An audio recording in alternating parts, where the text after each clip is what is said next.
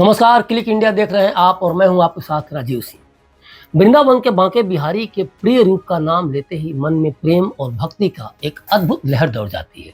उनका प्रेम निराला है, अनोखा है, कोई मिलावट नहीं, बिल्कुल शुद्ध। लेकिन बांके बिहारी का रिश्ता आपके साथ जितना शुद्ध है, क्या आपका रिश्ता भी उनसे उतना ही शुद्ध है? बिल्कुल नहीं। अगर होता तो उन्हीं बांके बिहारी को चढ़ाए जाने वाले प्रसाद में मिलावट का आरोप नहीं लगता। जी हाँ, उन बांके बिहारी को भी इंसानों ने आज नहीं बख्शा। आप बांके बिहारी के मंदिर जाते हैं, कस्में खाते हैं और घर आकर आपसी रिश्तों में झूठ बोलने, विश्वासघात करने और बातों को छिपाने जैसे कुकृत्य कर अपने रिश्ते की गहराई को खोखला कर देते हैं। इंसान जब गलत करता है तो उसे मामले को अपने पक्ष में सोचने के लिए ये ख्याल सबसे पहले आता है कि भगवान देख नहीं रहे। उसे इस सोच की ऐसी लत लग चुकी होती है कि वह भगवान को भी नहीं बख्शता, प्रसाद में भी मिलावट करने लगता है। वह सोचता है कि आखिर सब ठीक से कर रहा हूँ, फिर हमें उसका बेहतर परिणाम क्यों नहीं मिलता। लेकिन वह भूल जाता है कि अपने विश्वासघाती रवैये के कारण भगवान के साथ उसने अपने रिश्ते में अनकही दूरियों को जन्म दे दिया है। जहाँ कहने के लिए तो वो भगवान के साथ है, लेकिन ये गुमराह करने जैसा है, क्योंकि वो उनसे भावनात्मक रूप से दूर है। और भावनात्मक रूप से ये दूरियां ही हैं कि लोगों ने तिरुपति बालाजी के प्रसाद में सूअर, गाय की चर्बी और मछली का तेल मिलाकर लाखों लोगों को खिला दिया। आज भी देश भर में इसे लेकर गुस्सा है। भक्तगण इसके बारे में सोचकर भी परेशान हो जा रहे हैं। और इसी बीच प्रसिद्ध वृंदावन स्थित बांके बिहारी मंदिर में चढ़ने वाले प्रसाद पर भी सवाल उठने लगते हैं। पिछले 48 घंटे में खाद्य विभाग की टीम बांके बिहारी मंदिर, श्री कृष्ण जन्मभूमि और गोवर्धन मंदिर के बाहर बिक रहे प्रसाद की दुकानों पर पहुंची है। इसके बाद प्रसाद के सैंपल को एकत्रित कर जांच के लिए प्रयोगशाला भेज दिया गया है। अब प्रयोगशाला की रिपोर्ट आने के बाद ही पता चल पाएगा कि प्रसाद में किसी तरह की मिलावट है या नहीं। फिलहाल राजनीति जारी है। नेता इस होड़ में है कि कौन बांके बिहारी का कितना अपना हो सकता है और इसका फायदा वो जनता से किस हद तक ले सकता है। देश भर में मिलावट का कितना बुरा हाल है ये तो आपसे छुपा नहीं है, लेकिन भगवान के प्रसाद में भी मिलावट करेंगे लोग। ये लुटेरे ऐसा भी करेंगे, इसकी कल्पना इतनी आसान नहीं थी, क्योंकि प्रसाद भारत में एक पवित्र और पूजनीय वस्तु मानी जाती है। मंदिरों में भक्तगण अपने आराध्य को भोग लगाकर श्रद्धा और आस्था से इस प्रसाद को ग्रहण करते हैं। यह प्रसाद न केवल धार्मिक विश्वास का प्रतीक है, बल्कि एक प्रकार का पवित्र प्रसाद यानी कि दान भी है, जिसे भगवान का आशीर्वाद मांगकर ग्रहण किया जाता है। सवाल है कि अगर विवाद तिरुपति मंदिर के प्रसाद से संबंधित नहीं होता, अगर विवाद बांके बिहारी मंदिर के प्रसाद से संबंधित नहीं होता, तब भी क्या प्रसाद को लेकर इतना विवाद होता? क्या यह कहना गलत है कि देश का शायद ही ऐसा कोई कोना हो, कोई गली हो, जहाँ के छोटे से बड़े मंदिर तक में शुद्ध प्रसाद मिलता हो? कभी सोचा है ऐसा क्यों होता है? इसके पीछे कारण क्या हो सकता है? सबसे बड़ा कारण है आस्था में अंधा हो जाना।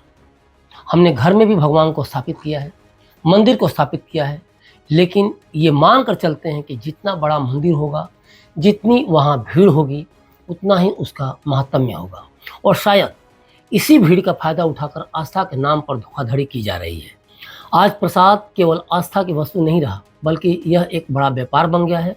मंदिरों में प्रसाद की तैयारियों से लेकर इसके वितरण तक में एक ऐसा गैंग है जो कहीं न कहीं मुनाफाखोरी और व्यापारिक सोच को तरजीह देता है। बड़े और प्रसिद्ध मंदिरों में जहां प्रसाद की मांग हजारों लाखों भक्तों के कारण होती है, वहां इसका उत्पादन बड़े पैमाने पर किया जाता है और भक्तों के इसी विशाल मांग में लूट मचाने वाले पैसे का खेल कर देते हैं। उन्हें फायदे के सिवा कुछ नहीं दिखता और वे प्रसाद की गुणवत्ता से समझौता कर लेते हैं। मंदिरों के आसपास और अन्य जगहों पर छोटे छोटे विक्रेता भी प्रसाद बेचते हैं, जिनकी शुद्धता पर सवाल उठाना कोई नई बात नहीं है। इस प्रकार प्रसाद एक व्यापारिक वस्तु बन चुकी है और व्यापार में लाभ कमाने की प्रवृत्ति कई बार शुद्धता और पवित्रता के साथ समझौता करवा देती है। अगर हम केवल प्रसिद्ध मंदिरों को ही न देखें, तो देश का शायद ही ऐसा कोई कोना हो जहां मंदिरों में प्रसाद की शुद्धता संदेह के घेरे में न हो। बड़े शहरों के मंदिरों से लेकर छोटे गांवों के धार्मिक स्थलों तक प्रसाद की गुणवत्ता एक बड़ा सवाल है। छोटे मंदिरों में भी खाद्य पदार्थों में मिलावट की घटनाएं सामने आती हैं। कभी प्रसाद बनाने में घटिया सामग्री का उपयोग होता है, तो कभी उसकी मात्रा बढ़ाने के लिए सस्ते और मिलावटी तत्व मिलाए जाते हैं। यह न केवल आस्था का उल्लंघन है, बल्कि भक्तों के स्वास्थ्य के लिए भी खतरा है। तिरुपति का मामला था, इसलिए सबकी आंखें फटी रह गईं। डकार आने लगे कि मैंने क्या खा लिया। बांके बिहारी मंदिर में रोजाना 50,000 से ज़्यादा भक्त यहाँ दर्शन करने के लिए पहुँचते हैं। देश ही नहीं, विदेश से भी भक्त बांके बिहारी आते हैं। यह मंदिर 162 साल पुराना है। भक्त भगवान बांके बिहारी को भोग में यहाँ बिकने वाले पेड़े को चढ़ाते हैं और साथ लेकर भी जाते हैं। और मामला चूंकि बांके बिहारी से जुड़ा है, इसलिए लोगों के कान भी खड़े हो गए। और इन दोनों मंदिरों को देखते हुए देश भर में किन किन मंदिरों से मिलावट के प्रसाद की डलिया किनारे रखे जा रहे होंगे, इसका भी अनुमान आप सहज लगा सकते हैं। लेकिन कभी सोचा है कि भगवान जब एक हैं तो क्या तिरुपति, क्या बांके बिहारी? प्रसाद तो सभी को क्वालिटी वाला ही खिलाना चाहिए। तो क्या छोटे शहरों में मंदिरों और प्रसाद की गुणवत्ता की जांच करने की प्रक्रिया काफ़ी अव्यवस्थित और अनौपचारिक नहीं होती? एक बड़ा सवाल है ये, और इस पर सबको सोचना भी चाहिए। बड़े धार्मिक स्थलों की तरह यहाँ कोई संगठित तंत्र या सरकारी निगरानी मौजूद नहीं होती। आमतौर पर प्रसाद की तैयारी मंदिर के कर्मचारियों या स्थानीय विक्रेताओं द्वारा की जाती है, जिनमें से कई का मुख्य उद्देश्य लाभ कमाना होता है। प्रसाद की शुद्धता और गुणवत्ता की कोई नियमित जांच या कोई स्टैंडर्ड नहीं होता। सोचिए कि प्रसाद में किसी भी तरह का मिलावट हो, वो आस्था के नाम पर कितना भद्दा मजाक है।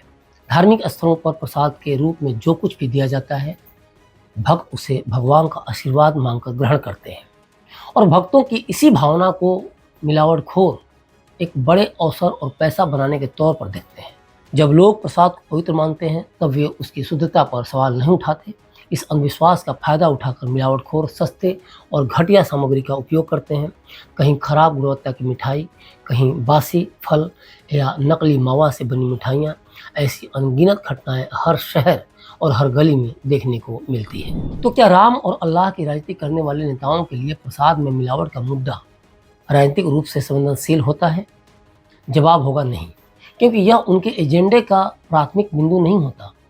ऐसे अवसरवादी नेताओं का मूल मकसद ही यही होता है कि किसी तरह से धार्मिक प्रतीकों और भावनाओं का इस्तेमाल किया जाए और चुनावी लाभ और जन समर्थन हासिल किया जाए।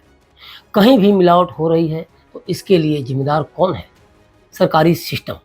आखिर इतने भारी भरकम अमले क्या करते हैं? क्या उन्हें इसकी जानकारी नहीं होती? और हद तो तब हो जाता है जब प्रसाद में मिलावट जैसी घटनाएं सामने आती हैं, तो यह नेताओं के लिए एक अवसर बन जाता है कि वे धार्मिक भावनाओं को भड़काकर इसे राजनीतिक मंच पर उठाएं। वे इस मुद्दे का उपयोग करके धार्मिक अस्मिता और पवित्रता की रक्षा करने वाले रक्षक के रूप में अपनी छवि गढ़ते हैं। लेकिन वास्तविकता यह है कि प्रसाद में मिलावट जैसे मुद्दे धार्मिक श्रद्धालुओं के स्वास्थ्य और आस्था से जुड़े होते हैं, जिनका समाधान ठोस नीतियों और सुधारात्मक कदमों के माध्यम से होना चाहिए, न कि केवल धार्मिक राजनीति के जरिए। लेकिन होता क्या है? आरोप प्रत्यारोप और फिर सब शांत।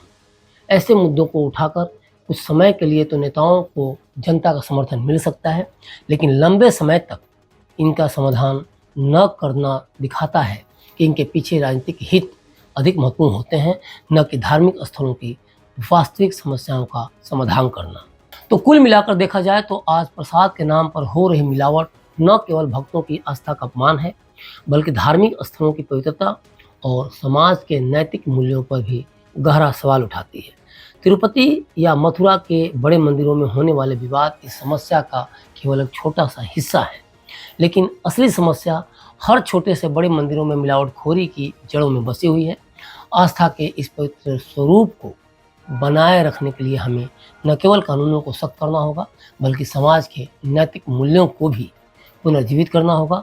तभी हम प्रसाद की शुद्धता और भगवान के दरबार में आस्था की पवित्रता को बरकरार रख पाएंगे। तो आपकी इस पूरी खबर पर क्या प्रतिक्रिया है, हमें कमेंट बॉक्स में कमेंट करके जरूर बताएं, और बने रहिए क्लिक इंडिया के साथ। शुक्रिया।